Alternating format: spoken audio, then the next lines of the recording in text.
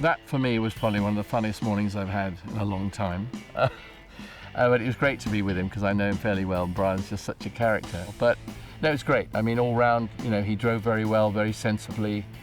You know, it's not that easy when you're a sort of a musician, a star musician, to go into somebody else's world. And although he does do quite a bit of racing, it's still not quite the same. And you know, he didn't know the car that well. He certainly didn't know where we drove it, and it's quite difficult to actually take in both those on board unless you're a professional. And he's a professional musician, so it wasn't quite the same for him. But he did hellishly well. You know, and he seemed to be very relaxed once he got in there doing it. So I enjoyed it. Well, if I had to sum up this morning's fun, how met me legend, I'm a hero, another one of my heroes, I should say. I've been round the Millbrook Bull, which is one of the fastest in Europe. I drove at 100 mile an hour with my hands off the wheel, and I did 150 mile an hour with my hands on the wheel. And Derek was there beside me, and he gave me trust. I felt completely at ease with this car, you know what I mean? It was another stupendous vehicle, you know. I'm very, very lucky to be able to be in this position, you know. I mean, the guy's just fabulous. I mean, and I'm a privilege to drive with him today. One hand off the wheel. Off the steering wheel, then the other one. The other one? Yeah, go on. Look at that. And it's incredible. You can put it on, you know. I'm doing 100 mile an hour here, guys. No kidding. Hands off the wheel. That's unbelievable. Yeah. We were going around the bowl, and we thought it was probably time that he took his hands off it. I don't think he was ready. But he got up there, and he knew we didn't have that much time to do it in. So we got up there, and I said, look, get it to 100. But of course, quite difficult sitting where I was to see where the 100 was, because it's actually a bit warped, you know, looking that far across. So I said, you know, when you get around 100, but I didn't want him looking down too much because, you know, you never know, do you? So I said, I'll tell you when it is. So he got to about 103, 104, and I said, okay, take one hand off. So he took that off. And, you know, I think he genuinely was cautious or anxious that it might not. Well, I didn't know it was going to work either, but it does always. But because everybody has to take the hands off for the first time, and they took the other hands off, and then he was happily dancing around, and I said, come on, put your hands right forward in the windscreen so they really are away from the wheel. And you know, the car went right, of course, like a dream, as they all do at 100 miles an hour in the top lane. And he was very happy then, taking it up to 150.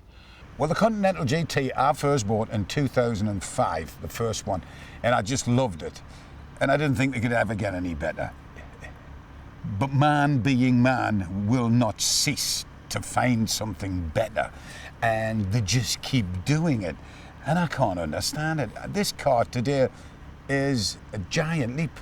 It really is from what it was. I mean, the all-wheel drive, the powertrain, and I think it's just one of the finest motor cars in the world. And I've had the joy of driving it today with my hero. And you know, it's a good feeling to walk away from this now, and you've done it. You know, at my age, it's on my bucket list. Tick it right off there, you know. 135, 41. Right, just creeping up. You're up to 145 now. Okay. And give it a tad more if you feel happy. That's it. You're doing 150 now. There we go. Beautiful. Yeehaw! You did it. Done it. Well done, lad. I think the GT fits into the history of Bentley really, really well. They always came up with outstanding cars, and I think when you look back over the years and you see where they started, you know, they've created a car that is perfect actually in every way you could possibly think of. You know, it's beautiful, it's luxury, it's very, very safe. It's because of the all-wheel drive mainly, but because of the way it is. And it's the quality inside and the way they put it together, and the German technology and British craftsmanship, and it's all together put down that incredible package.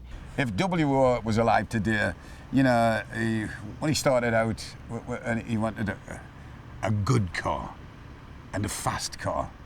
It was simple. It was beautifully simple. He didn't try to elaborate on that. Just a fast car and a good car.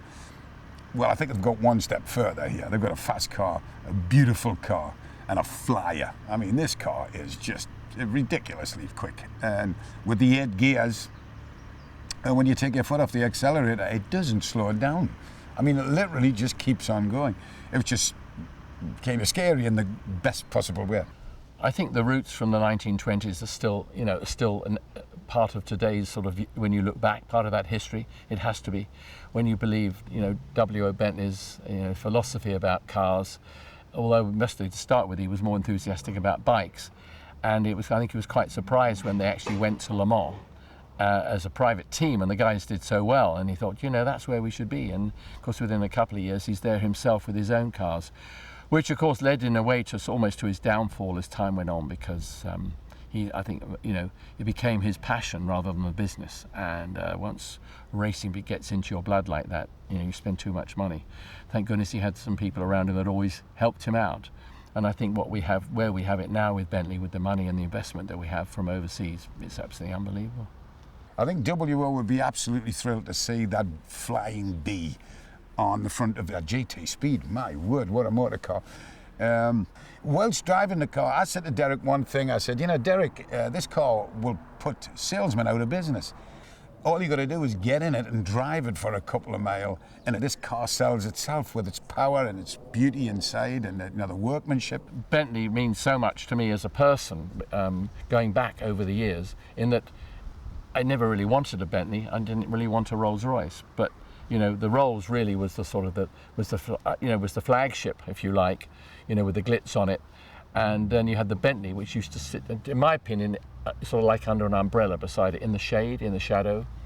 But it sat there like a stealth bomber, waiting to come out to show the world how great it was. And that, to me, was my vision. Whenever I saw the word Bentley, that's what I saw. Until, of course, the year 2000, when it was announced that we're really going to go ahead with the program we've had with Le Mans, the Continental GT, and so on. And, of course, the new Mulsanne.